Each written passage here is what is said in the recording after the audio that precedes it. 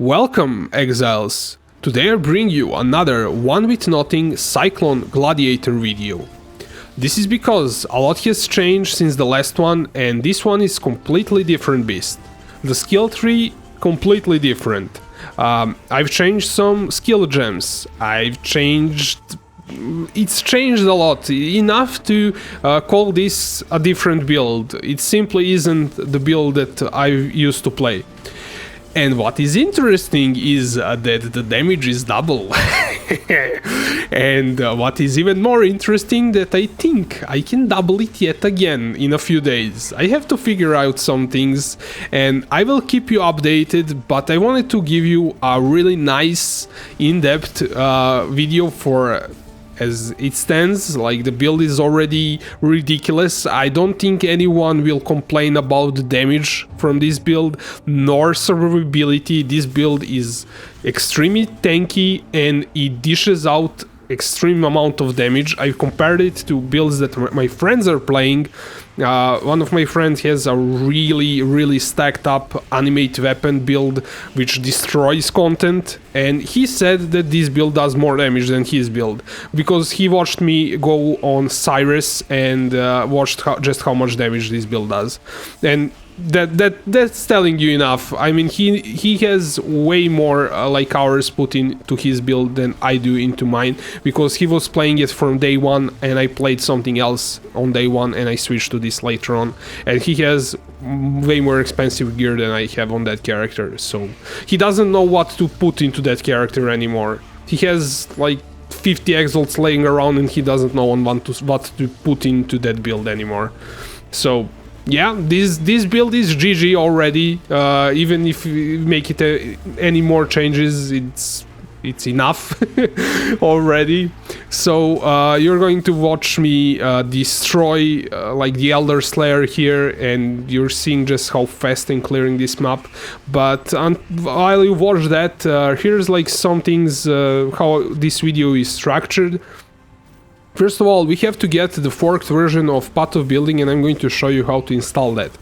Then we're going to go over the endgame build, all the skills, ascendancies and everything, go over skill gems and links, somewhat simple since we don't have that many.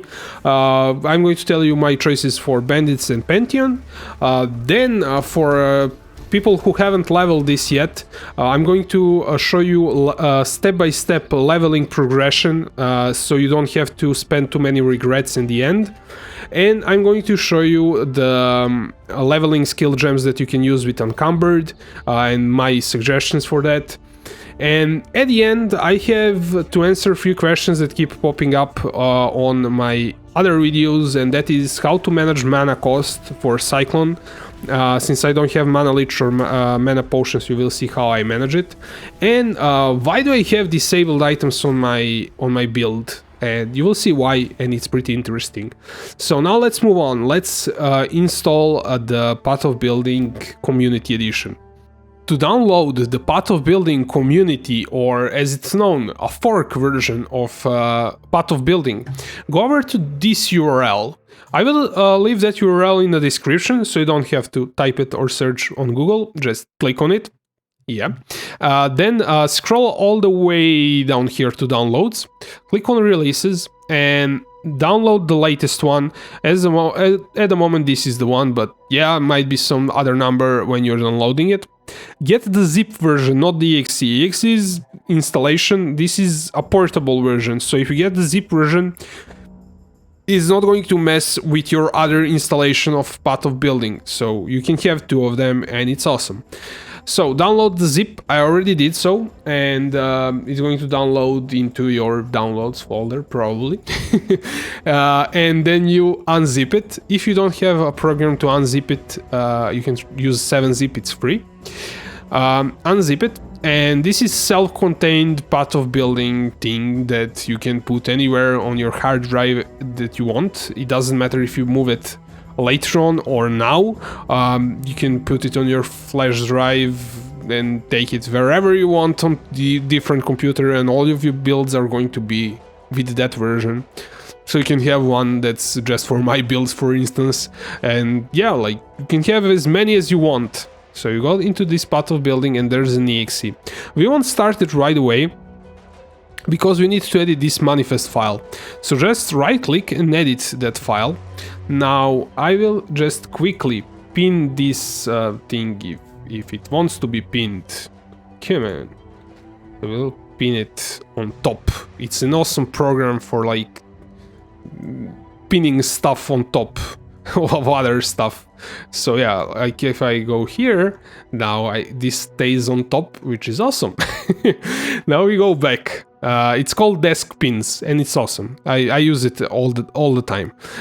Then we go here into this part where it says instructions for installing a fork. And what we need to change is this line of code, this here. And if we look at it here, it's this one. And we need to change it to this. So just go here and rip. Come on. And it's actually popping up to say copy. It's kind of messing with me. Come on. Copy. Then you right click here, or we use Control V, but yeah, right click, paste. And you're done. You click save and you're done. It's that simple. Now you go back here and launch path of building. It's going to take forever to launch first time because it's going to be checking for updates. Once it launches, everything is fine and dandy. You have the version that you're supposed to, and then you can use the Pastebin that I've included for you guys, and I will show you how to import Pastebins in a second once this launches. So be right back. Okay, so the path of building has finally installed for me. It took like 2 minutes or so. Then what you want to do straight away is import stuff. There are 2 ways of importing, actually 3 ways, but you can import directly the character if you know somebody's account name. The other way is to use the Pastebins or enter the code directly. If you're doing a POE Ninja, you're probably going to enter it here directly. However, for my builds, you're going to be clicking on import a Pastebin and then pasting the Pastebin that I'm providing in the description of this video. You say import, it adds the code, but then you click import again here to actually import it. And voila, everything is here, which is awesome. A quick tour of a path of building so you can get your way around if you never used it. So you've seen this import stuff. If we go like back, we're going to save it. We need to name it. So one with nothing version 2, I guess, and save it. So you have a list of all the builds. So if you want to import another build, you would click new and then import and import it, and you will have 2 builds, 3 builds, how many you want. You can copy them if you want to change something, mess around with it and keep like the previous version. You can rename, delete, all the standard stuff, make folders. It's awesome. That's kind of management there. You can, if you make some changes and want to share it with me, you're going to go on to generate and share with Pastebin and copy. And then you have the Pastebin so you can share it with other people. If you're having some difficulties with your builds and want me to like check if something is wrong with it, the best way is to download the path of building, import your build through your character's account, and then generate the Pastebin and give it to me. Or you can send me, if you have a public account, you can send me the name of your account, like your username, not the mail address that you're logging in, but the forum name that you're using, and that forum name can be used to import characters directly into path of building. So you can do it that way if you want me to kind of check something out. Then let's move on. You have the skill tree. What is kind of important here, you have multiple versions of skill trees here that I made for you guys, and you can manage them if you wanna maybe make something of your own. You can make a new, you can make a copy of the skill tree and mess around with it, see if you can improve it in some way.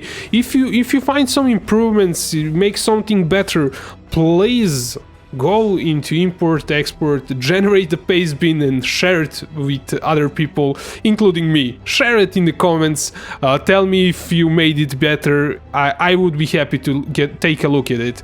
And if it's better, I'm going to share with other people in the next video. So yeah, do that definitely. Then moving on, we have skills. You can see all the skills and links that we are using. For instance, our main stuff, Cyclone, you can see it here. We have Dread Banner and Blood and Sand and other stuff, Dash and so on. Then we have items. You can see all the items here. At the moment I just have default. This is the gear that I'm using in-game. However, I can click on manage here and make new sets of gear. Maybe something that maybe I don't have, I can craft it, basically, make it so you can see what the item should look like, even though I don't have it in game, for instance. So at the moment it's just like my endgame gear. However, I plan to make some leveling gear, what should be equipped, maybe some suggestions for faster leveling. There are crazy leveling gear that you can get with lots of movement speed, for instance, but I might make a leveling one for you guys, but I haven't at the moment. So yeah, now we have calculations, and this is like a problem with this build. It sometimes crashes at this point and you have to press F5 or enter. If you press F5 it resets, and if you haven't saved it's going to mess up everything, so it's going to delete it. If it pops up like this, press enter first, save, then reset. That's kind of what I figured out so far. Yeah, like press enter and it just go away. And I don't think it's calculating everything correctly, but at least it's calculating something compared to that other. At least it's calculating impales, for instance. It didn't calculate that before. So, and this one, it says like impale damage is 2 million, total damage is 4 million. Here it says skill hit damage is, I don't know, 2 point something million.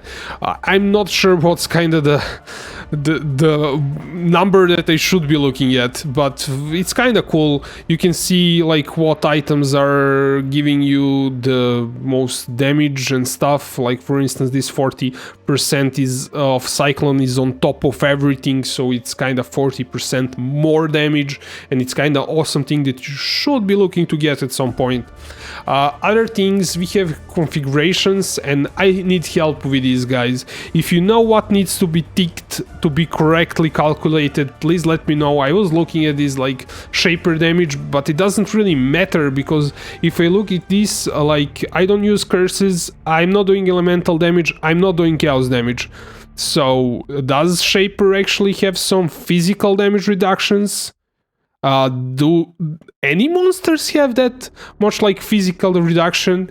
Then if somebody knows that, please let me know. If like this minus where is it, minus 15 10 or so, it's 10 here, enemies you impale have minus 10 to total physical damage reduction against impale hits. Does this make it like crazy better or doesn't? I'm not sure. Like some of my calculations for impales made it so that everything above 70% of impales chance is worthless, because we are hitting like 17 point something attacks per second. It's crazy. So if you're hitting that many times, do you even need a really high impale chance? Like, those are my questions for you guys. I know, kind of posing questions, and I'm making a video for you guys, but yeah, like if you know that kind of stuff, please let me know in the comments. I want to learn if you're better than me in a path of building. Next, somebody suggested in comments that I should be making notes. I've known that they exist, but I didn't do it in previous videos, so I did it now. We have full list of stuff what to do, so you can either listen to me explain everything here in the video, and later on, if you need to refresh your memory, here it is, and it's awesome. So I've included all the skill gems that can be used with one with nothing. So if you want to try out something else while you're leveling, it's there. We'll go over that a bit later on because I want to focus on endgame stuff first, then go into this. But I wanted to give you a tour of everything. So with the tour out of the way, let's get into the nice stuff. So what do we have here? We went a bit crazy with our skill tree. So we're using the jewels called split personalities, which are faked here. I will show you one here. Split personality. Okay, here it is. Like this jewel says, well, this jewel says this jewel socketed. He has 25% increase of effect per allocated passive skills between it and your class starting location. And with every point you put in between your jewel and your starting location of your class, you get extra dexterity. So making a spaghetti of your skill tree is actually a good thing. That's usually not a good thing, but in this case it's awesome. So as you can see, the further we go, I had to calculate it myself. So this is like the first one, gives 76. This is the second one, gives 91. It's already kind of good. If you go here, it gives 107 dexterity. This one gives 110. This one gives 112. So the further it is, the more you get. So I wanted to use like at least 2 or 3 jewels, so I had to then get one more socket for my hollow palm technique. And the idea was to not socket it really far away from the beginning of skill tree, because this one doesn't get any benefit if it's too far away. So I went straight for this jewel socket here. I don't think we could have went the other way around and ended up here. The other possibility is also to link it here and then go through here. There are a few other variants that I want to try out. For now it's kind of like this, but I'm not 100% happy because I want to try to get these impales to see if they are going to make a big difference in terms of damage, because this is something that I couldn't really calculate it in previous versions of battle building. And I know that impales are more damage, they are more multiplier, and they are really good, but I wasn't sure because everything was dying really quickly. Does it like how much time does it need to stack up, how much damage is going to do? I wasn't really sure about impales, but they're probably really good and I should be using them, and that's why we're going to in a few days I'm going to have a different build with impales and see if that's better. It's probably going to be even better than this. So what you want to do is make it as far as possible. I grabbed this for a 1 with nothing hollow palm, went through here to get these life nodes, went through here, anointed this because I no longer need lucidity, and we'll go over that a bit later on. Grab this leech just to get a bit of leech. This is an extra defensive layer for like boss fights if they take a bit longer and I run out of potions, so I can restore my life. I don't know. I'm not sure if I'll keep that. Maybe. I'm not sure. I have it for now. Like, this is my current build as it is in the game, but it's somewhat not perfect. But even if it's not perfect, it's still really good. I have these elemental resistances. I really wanted to go through some node that gives elemental resist, because the build is so starved for elemental resistances because it uses a lot of unique items, and it's not great in that respect. So we go through here for even more life, go through here, then we grab, this is really important, like it doesn't have to be brown jewel, but it's kind of really good and really cheap, but grab some jewel that has corrupted blood cannot be inflicted on you. This one is kind of interesting because it gives % dexterity, and it's actually a pretty nice bump into dexterity if I kind of remove it. Actually, it's on left click, not right. As you can see, it gives me around 100, well, not even, yeah, somewhat 100 dexterity, more or less. The thing is, with this much dexterity, it's already enough, so you could go, if you wanted higher life, you could put some regular rare jewel that has % life and get more resistance there, and then maybe path a bit differently if you wanted to.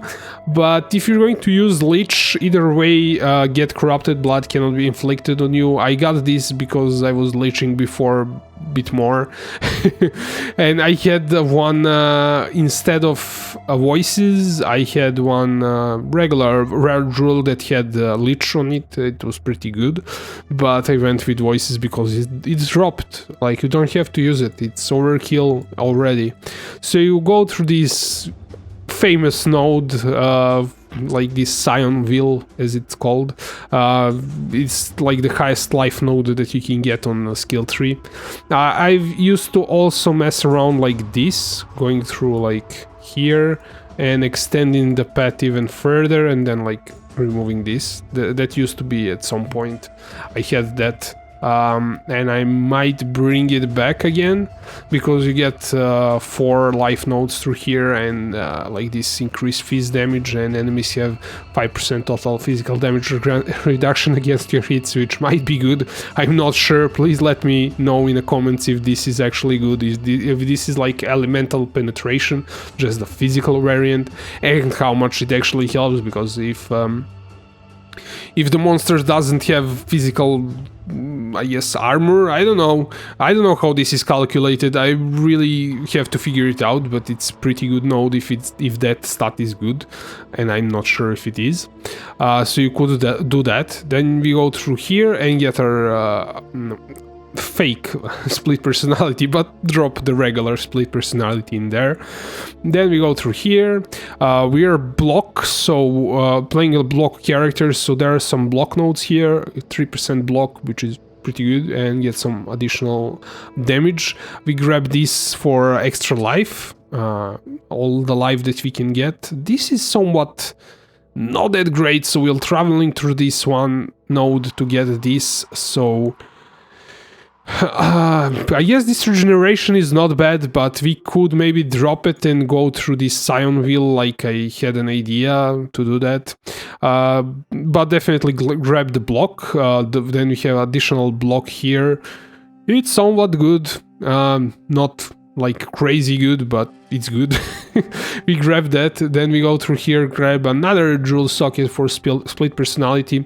I also toyed with the idea of going through here, because this is like 1, 2, 3, 4, 5, 6, 7 nodes that I could drop, for instance here, 1, 2, 3, 4, 5, 6, 7, and few more I could go through here instead and get a whole bunch of life instead of this. So would remove this here and here and here, and just go through here.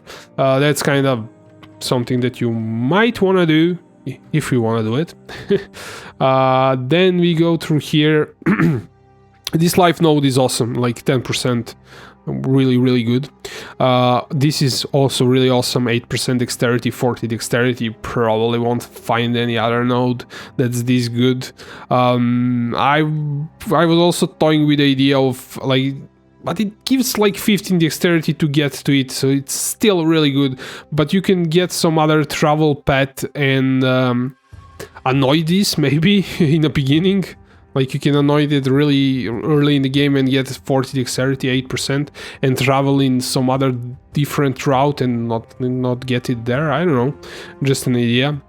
For leveling, there's like here, where we're not talking about leveling at the moment, but there should be like onslaught here. Yeah, there's onslaught here node that you can grab if you want for leveling. Then we go through here, go into this large socket, put any large cluster jewel, doesn't have to be voices, and drop split personalities. One thing that I haven't talked about split personalities, let's kind of give it a bit more. In terms, there are a few variants of it. The tier 1 would be dexterity life, so if we go to items, and we have a few here. Dex life is your tier 1, like the best one that you can get. It's it's most expensive one. The second tier would be Dex Strength, which will again give you some life, give you some physical damage increase, but not as much life. This is why I call this tier 1, because you're kind of starved for life, and once you start getting these split personalities with Dex and Strength, or Dex and Life, you're going to, your life is going to skyrocket. You're going to get to 6k, no problem. But if you're getting something like Dex Evasion, which is really cheap, I should have one somewhere. Dex Life, Dex Evasion, I have some. So Evasion is actually pretty good because it gives you armor with these iron reflexes, so it converts to armor. So you get evasion that's converted into armor, so all the evasion nodes that increase evasion increase your armor, then your anything that says increased armor, actually it multiplies again against evasion to give you armor. So, and armor reduces your physical damage taken, so it's definitely a good defense, and I wouldn't say no to those split personalities because they are cheap. You won't have as much life, but you really have a really cheaper variant of the build because those are few chaos, and the ones with life and dex are few exalts. So use the ones that are cheaper, doesn't matter, just make the build function. Like, you don't have to make it perfect straight away. You can invest in stages, so get ones that are cheaper first. Preferably, if you're getting something cheaper, get Dex Strength, which is not that expensive. If you cannot afford that, then get Dex and Evasion. So those are like my tiers, how I would get them. Then we have a whole bunch of block here. The block is really important for us. And then we have additional block here. And that's kind of the skill tree. Now let's hop on to our ascendancy. It's somewhat simple. We are going with Gladiator block all the way. So we're going here for Pain Forge. It gives you 8% block, which is really good. Increased damage if you've taken no damage hits recently, which since you're blocking, that's going to be up. Cannot be stunned by hits you block. Again, really good. And then we have Versatile Combatant, which is ridiculous. This thing is going to make your attack block be equal to your spell block. So if you raise your attack block chance, you're going to be blocking spells. So your maximum chance to block spells is equal to your maximum chance to block attack damage. So you're going to be like, there's some things that should one-shot you that are spells that you're going to end up blocking, and it's really like funny. I went on Cyrus, and like my friend was watching me on Discord while I was fighting him, and he said, you should have been dead like 5 times because I didn't know the fight because I didn't play the previous season. And he said, oh man, like that should have killed you, that would have killed me on my build. So this is like ridiculous. And then we have this for even more block. So this gives you 4 maximum chance to block, also 8% increased physical damage for each time you've blocked in past 10 seconds, and you're going to be blocking a lot. So I don't know what's the cap for that, but going to increase your damage the longer like you are in fight. Then you have 80% increased physical damage if you block the damage from unique enemy in past 10 seconds. That's a GG. It's not like more damage, it's increased damage, but 80% is awesome. Then you have 1% chance to block attack damage for each time you blocked in plus 10 seconds. I don't know how much that's going to stack, but again, more block, more awesome. So this is the ascendancy that we are going. Now I'm going to probably change it to Berserker because of this ridiculousness. 40% more damage. That's kind of crazy. I want to try it. Now I have for now anointed this forceful, I don't know how to pronounce that.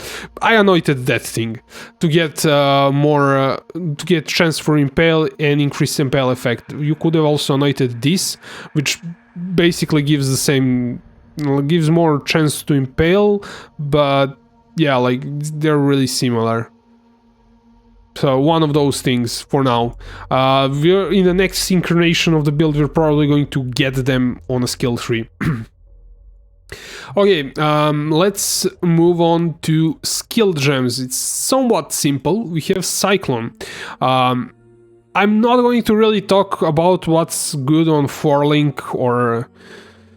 you can get 5-link easy. It's like so cheap, and if you could have afforded one with nothing, like there's no point of talking about 4 links.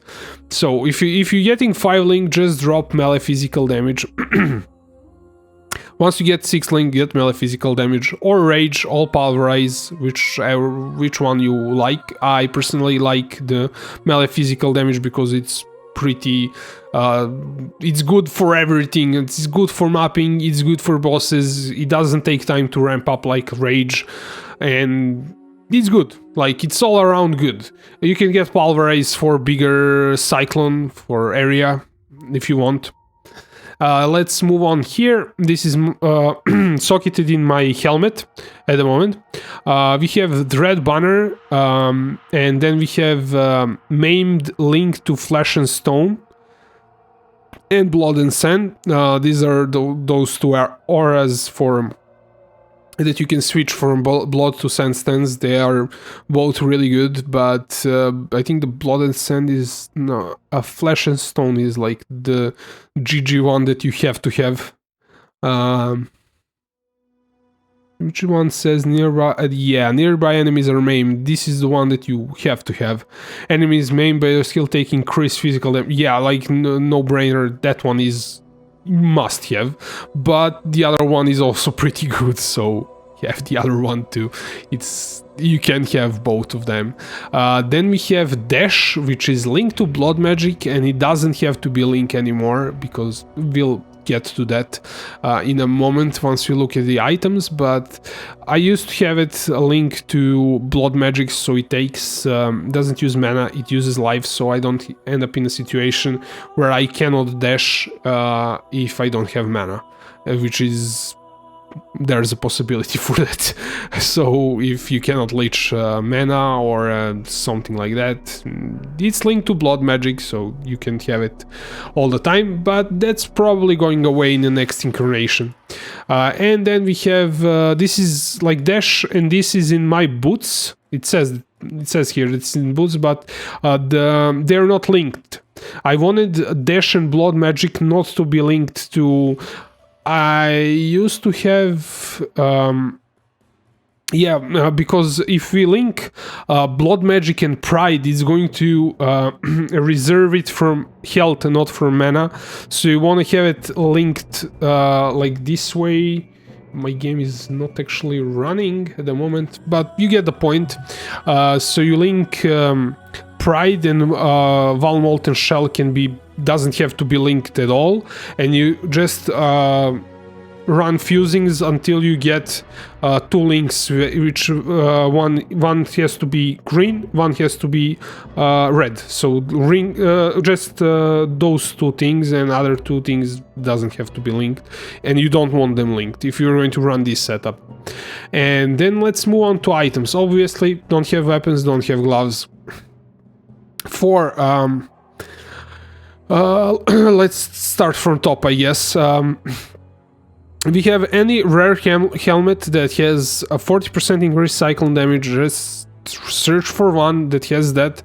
That has high life roll and has high pseudo resistances.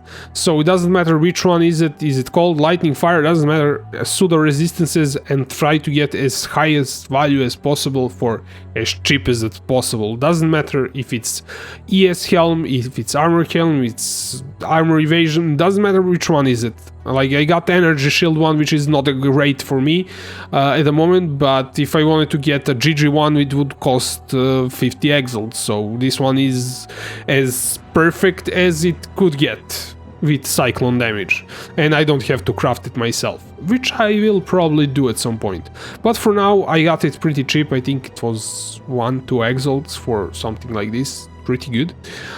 Then we have body armor, wild wrap, ridiculously good for our build. It gives 15% increase dexterity, attack speed, evasion. Evasion is like really high number there, and that's turned into armor.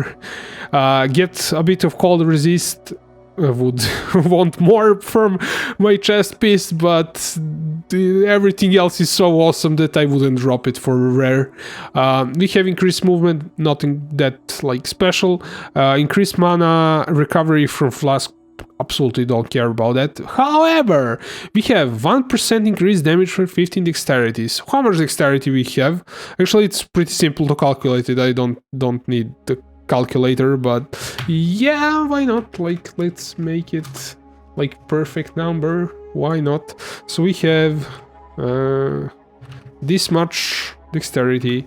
If we look at wild wrap, was 15, so divided by 15, we'd get 102 increase. Somewhat good. I mean, I might drop it for something else, but at the moment, 100% damage. If we manage to ramp up our dexterity even further, which we can, let's say we get to 2k dexterity, that's 133% damage. You won't get that like anywhere else, I think. So at the moment, I really think that wild wrap is kind of best in slot for now. Maybe I change it to something else later on. Garukan's flights are somewhat ridiculously expensive and not needed if you cannot raise your dexterity really high, because what they give is 2 life per 10 dexterity. Why did I close my calculator? So if we go again with our dexterity, what did we say? They give per 10 dexterity, so divided by 10 times 2, and we get 308 life. And on just regular boots, I think you can get 100, but on regular boots you can get lots more resistances, so I think it's actually a good trade-off. You can get for 4 exalt, you can get GG boots, rare ones that are really good, that have dexterity, have bunch resist, have life, have everything that you need, and you sacrifice 200 life. Kinda your choice if you're going to go with this. They are really good if you have a really high dexterity.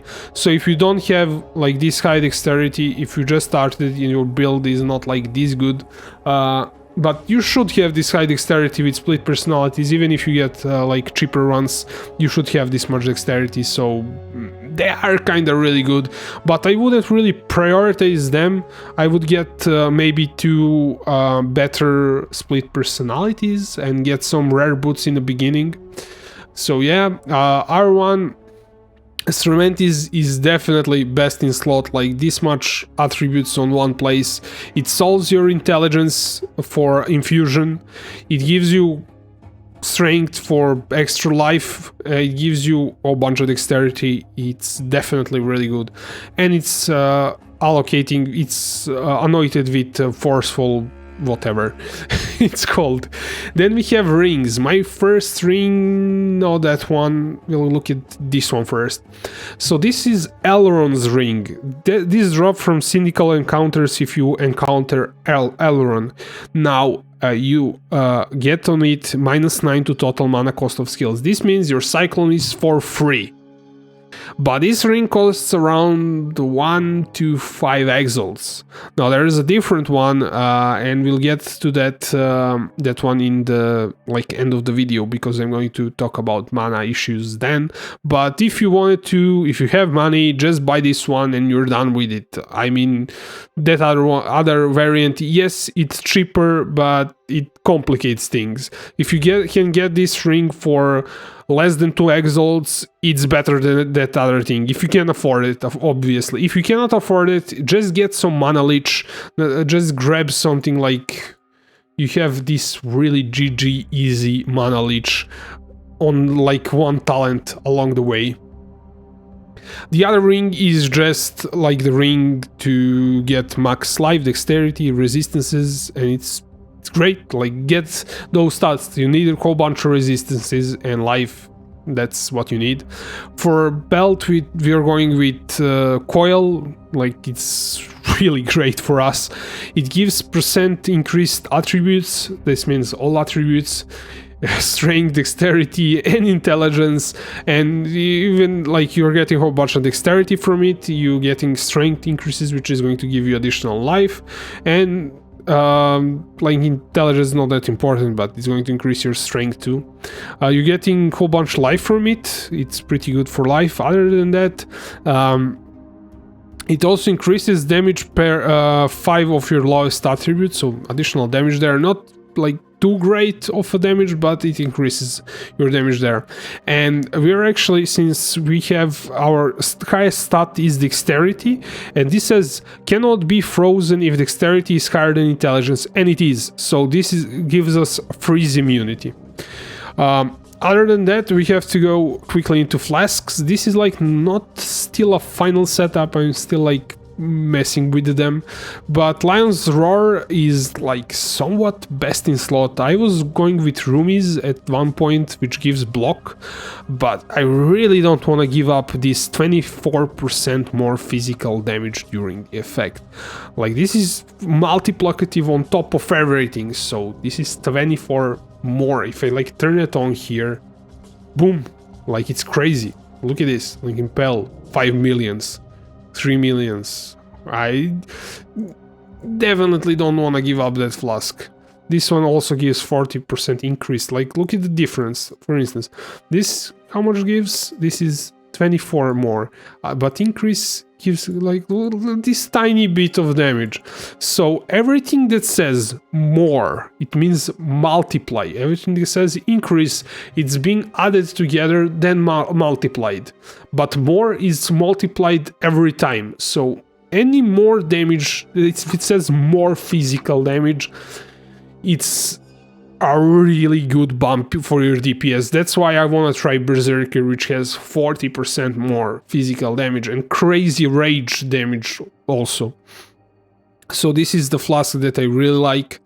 Then we have standard Chemist Quicksilver of Adrenaline, more speed, double roll, so you have increased movement speed from like Quicksilver plus 21.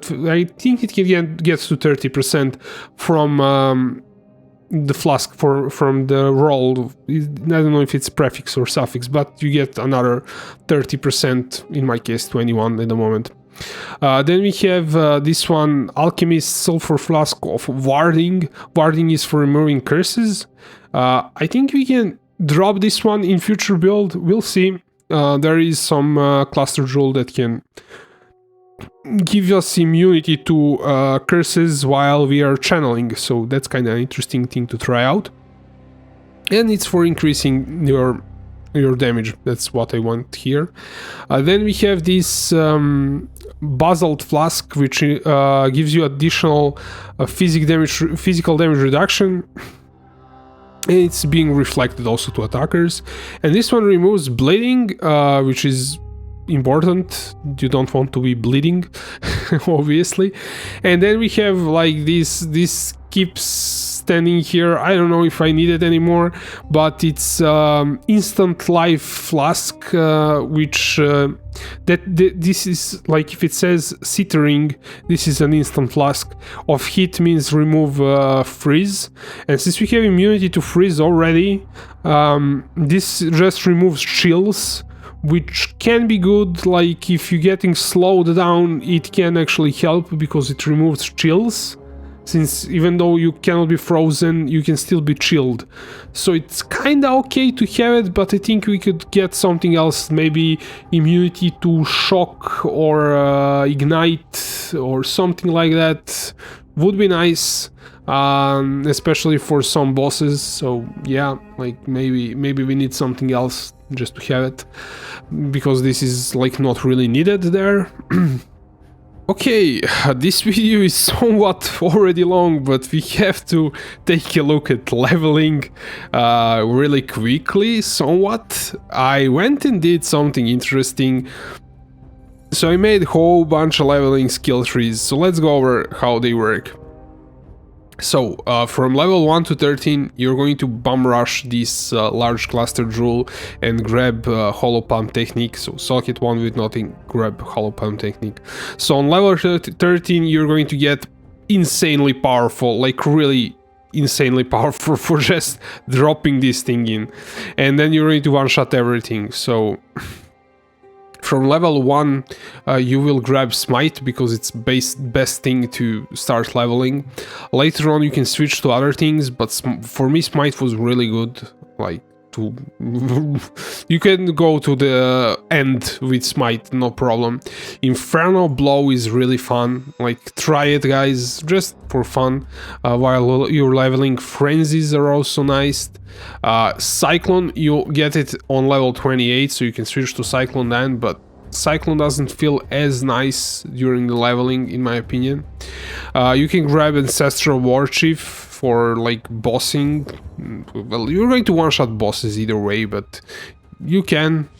Consecrated Path is really fun because it teleports you.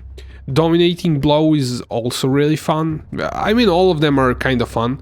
Ice Crash is also fun, and they're all fun, but like ones that I would use is Smite in the beginning, then switch to a Cyclone later on, or maybe Infernal Blow just for kicks, I guess. But start with Smite, switch on Cyclone on 28, I guess. One thing, when you get Arena Challenger, the Cyclone is going to start feeling way better. That is when you finish your first lab. So I have like some comments here telling you about the progression. We'll go over that kind of stuff really quickly here, but you can reference this later on. So, going back to skill tree, let's move on to normal lab. Once you finish the normal lab, that's on level 33, I guess, you can grab Cyclone. You can maybe open it before level 33, but don't quote me on that. So you are going to go with Arena Challenger here for some GG movement speed. You have to have Blood and Sand or Stone and Flesh and Stone, or as one of those two, to be able to switch between Blood and Sand stances. And in Sand stance you get movement speed by killing normal enemies, so you have 25% chance to get Challenger charges when you hit a rare or unique enemies in Blood stance. So if you're on boss, be in a Blood stance so you get Challenger charges. If you're just going through regular mobs, then you want to be in Sand stance. Gain a Challenger charge when you kill an enemy while in Sand stance. So if you're killing regular monsters, Sand stance. If you're on a boss, Blood stance. You are going to have 10 Challengers charges. They stack up really quickly. For each Challenger charge, you're getting 2% more attack and 2% more. It's really important to say more because it's multiplicative.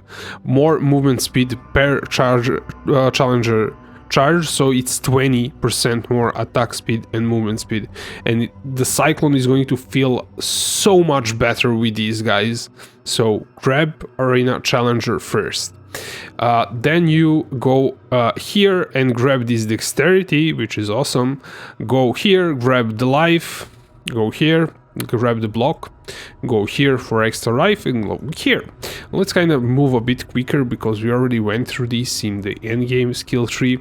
Then you go through here, your first split personality, jewel socket, go through here, grab life, your second split personality. For now, we're going to switch it to brown jewel later on. Then we go to, this was Cruel Lab. For Mercy Lab, you are going to start somewhat respecking.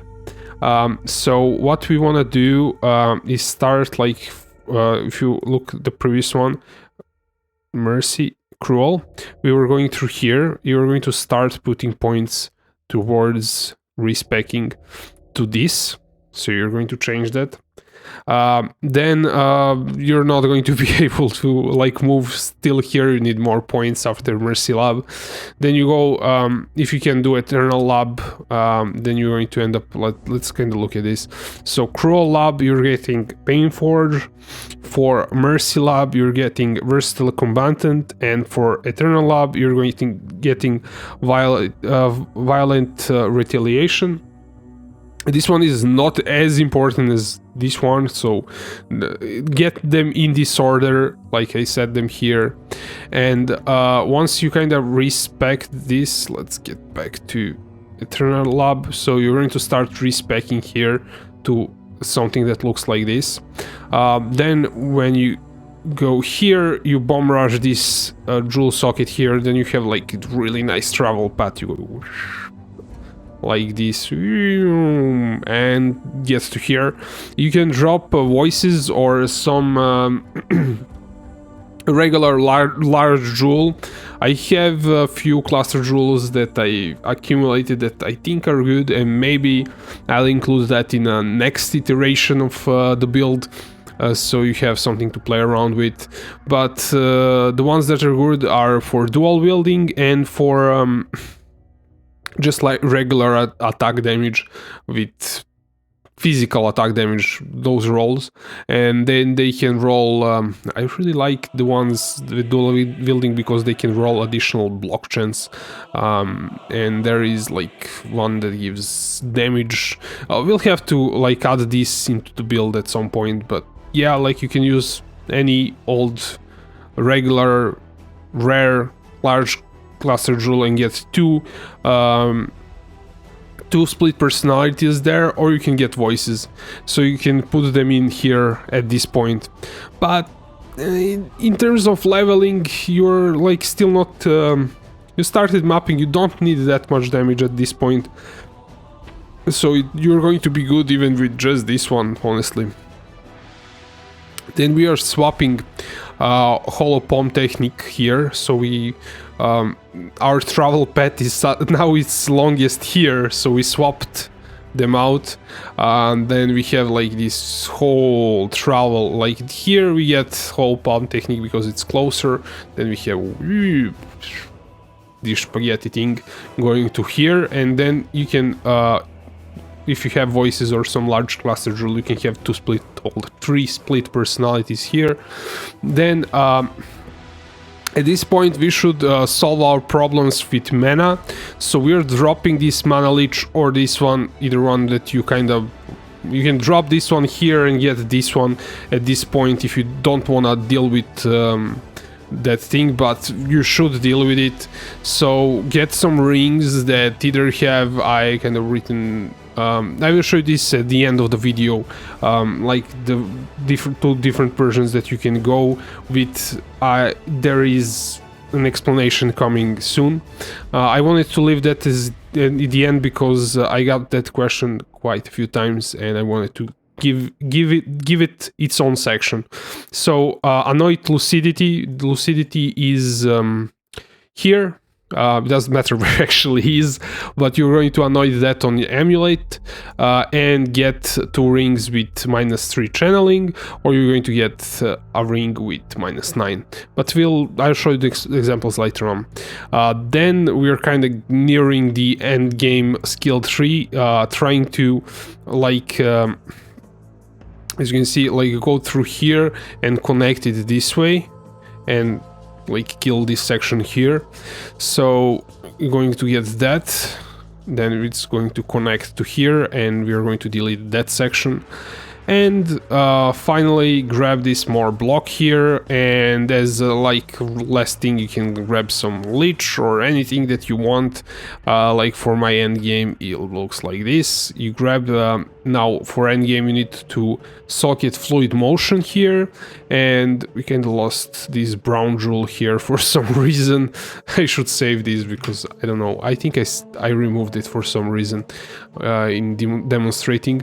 But you have to get brown jewel with corrupt blood cannot be inflicted on you if you're getting some leech somewhere, because it's going to kill you if you don't have it. You're going to basically kill yourself with corrupted blood. So just grab corrupted blood so you don't have to worry about it. And this is kind of the skill tree. Then for bandits, kill all of them, get 2 points. We really need points. We're really strapped in for like every point matters. For Pantheons, I like to run Soul of Lunaris because it gives you additional physical damage reduction for each nearby enemy up to 8 and increased movement speed for each enemy up to 8. This is really good for mapping, and I'm honestly, guys, I'm too lazy to switch them up for bosses because I still managed to kill them either way. Then we have, if you get Merwell and like that thing to like make it better, like that, I don't know what it's called, but you know what to do, like grab that thing, put it in map device, run the map with it and give it back to Sin, and you get like you improve the Pantheon. If you don't know how to do this, I will make some video in future showing you how to get souls. Basically, you get additional dodge for attacks and spells, so if you haven't blocked it, you have a chance to dodge it, and you also avoid projectiles that have chain, so that is awesome for surviving some crazy stuff, like when you get into Alva temples and those crazy snakes that shoot poison are an example that I think you can avoid with this, like avoid projectiles and projectiles that have chained. I'm not sure how that works, but it's pretty good for like survival in maps. You have some other options for running on single target. This is Soul of Solaris is for single target. You get additional physical damage reduction while there is only one nearby enemy. This is good for bossing. Reduce elemental damage taken if you haven't been hit recently. Take no extra damage from crits and avoid ailments that crit. And you can also again, also for survival, not a bad choice, is Soul of Arakali.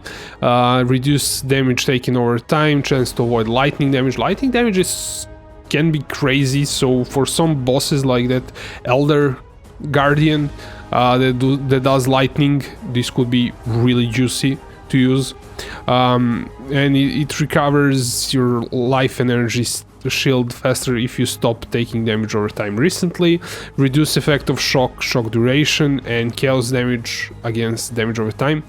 Really good for survival on some bosses, but not like for mapping.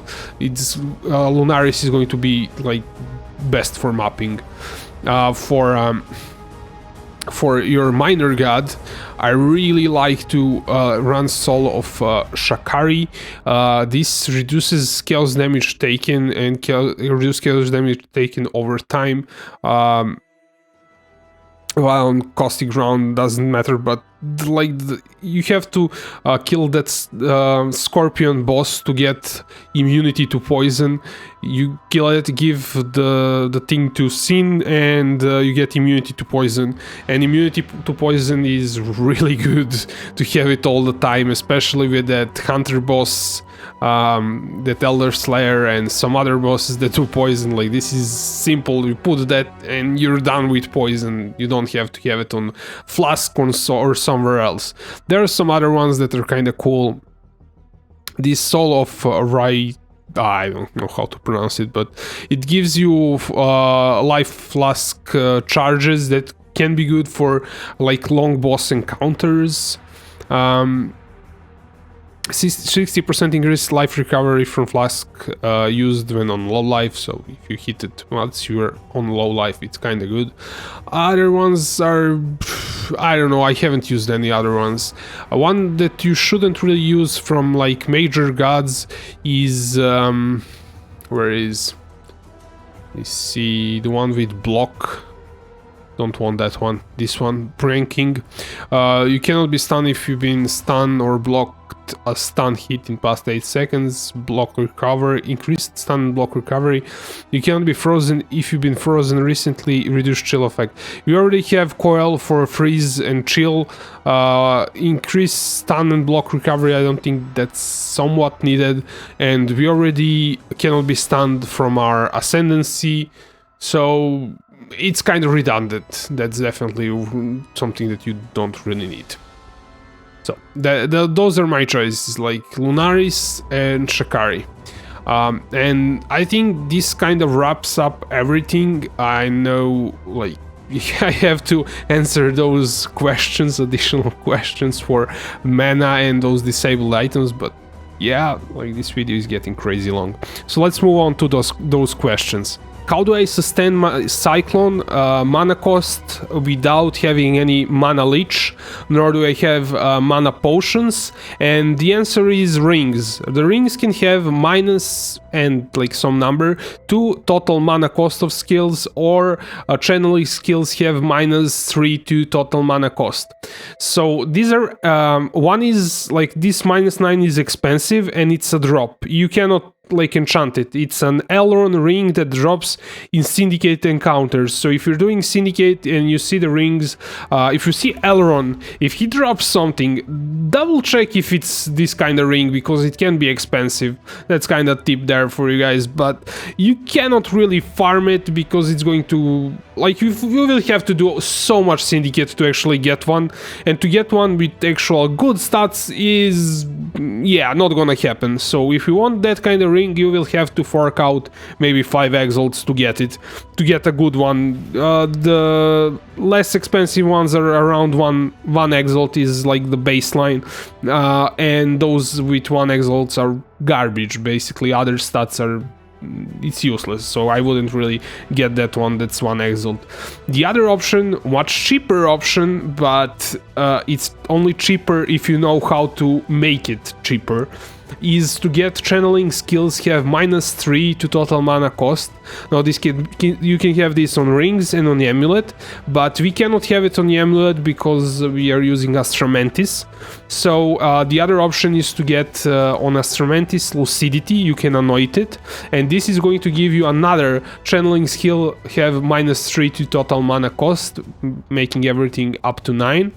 If you're running 5 link, you don't actually have to anoint Lucidity, it's just fine to have -6. However, if you have a 6 link, the cost of skills are going to be more than 6, so you have to have Lucidity too.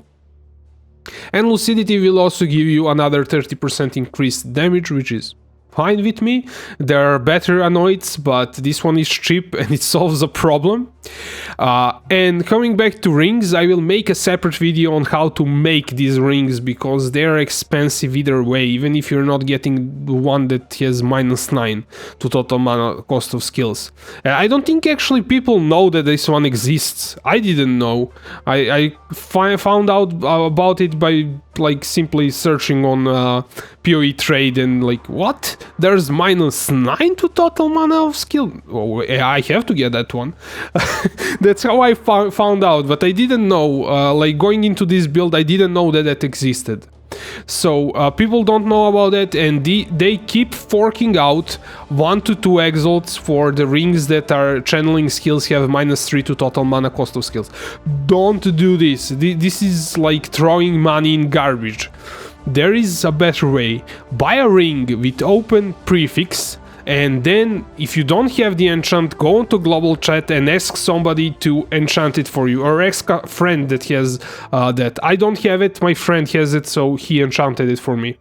But that ring with open prefix, it's going to cost you around 10 chaos with a decent life, with 3 resistances, which are rolled pretty good, and you might, if you want to fork out even more money, you can get dexterity rings. Just saying. So you can have a ring that's GG, and then you just add this enchant. And now this ring that used to cost around 20 chaos costs 2 exalts. Just saying. I sold like 6 or 7 rings like that. I didn't really do that for a profit because I think that's boring. I did it because I had them.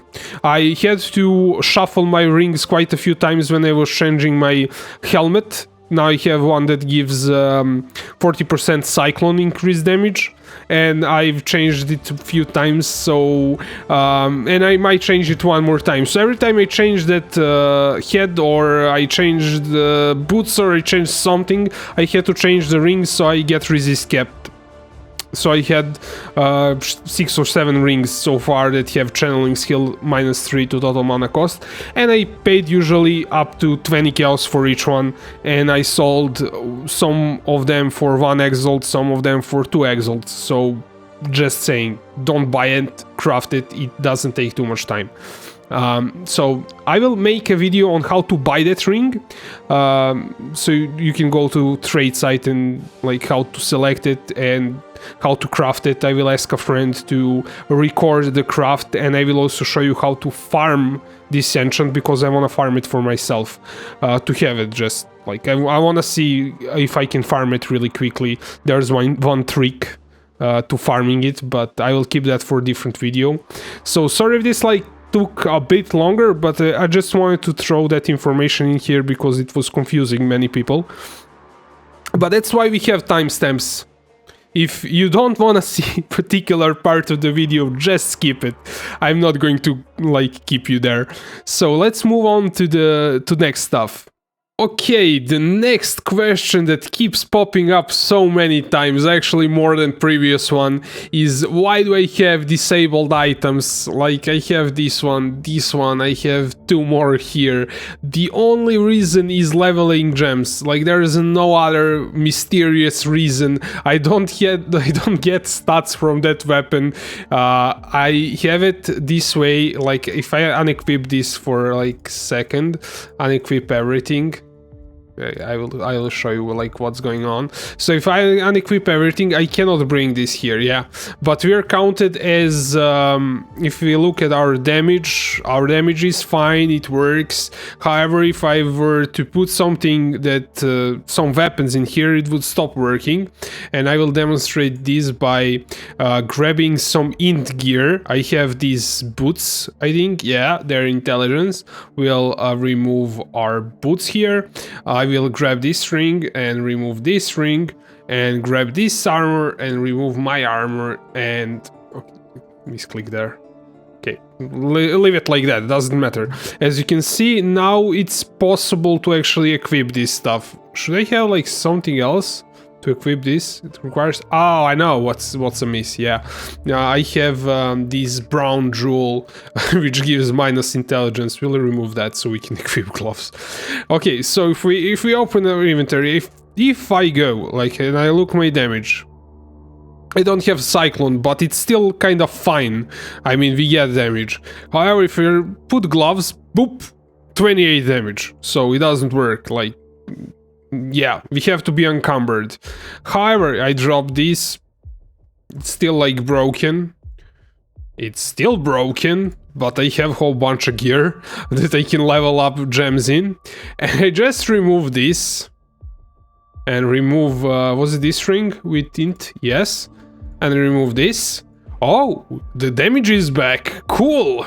Now I can put this in and put this in and put this in and bring back my brown jewel, which has corrupted blood, cannot be inflicted. Really important stuff, get one. Just saying. We'll go over that a bit later on, but still. And now I have, as you can see, my Cyclone damage is fine and dandy, it works. It's even more if I do this. But yeah, like we have a whole bunch of damage, and we have a whole bunch of slots for leveling gems. 16 of them. So I can level 16 and power gems, corrupt them, and sell them for lots of profit, guys. So this build is super profitable, and it keeps tripping people up, like why I do have like these disabled slots. It's the only reason, leveling gems for profit. Like there is no mysterious other reason. I don't get stats. People are even more confused if people use Mjolnirs. I've seen people use Mjolnirs on POE Ninja. Mjolnirs are not actually a good way to level up gems. It's better to get like these ones with +7 quality of socketed gems enchants if you can. It's not big deal if you don't, like that's only for empower and enlighten gems. For other gems doesn't matter, so yeah, like not really important to get that, but it's tripping people so badly and I wanted to explain it. So let's move on. I kinda hammered it probably enough, and you probably understand why this is happening, and so we can move on. Wow, we're on 1 hour and 10 minutes, somewhat 10 minutes, almost 10 minutes. That's an achievement. I managed to make a video an hour long about a Path of Exile build. That's awesome. Yeah, like Path of Exile is so freaking complicated that you cannot explain anything in like some timely manner. You need an hour to explain anything. To start explaining it, I could probably spend 2 hours explaining everything in more detail, but 1 hour is kind of fine. So if you endured from start to finish, you were awesome. And thank you for watching, and see you in the next one.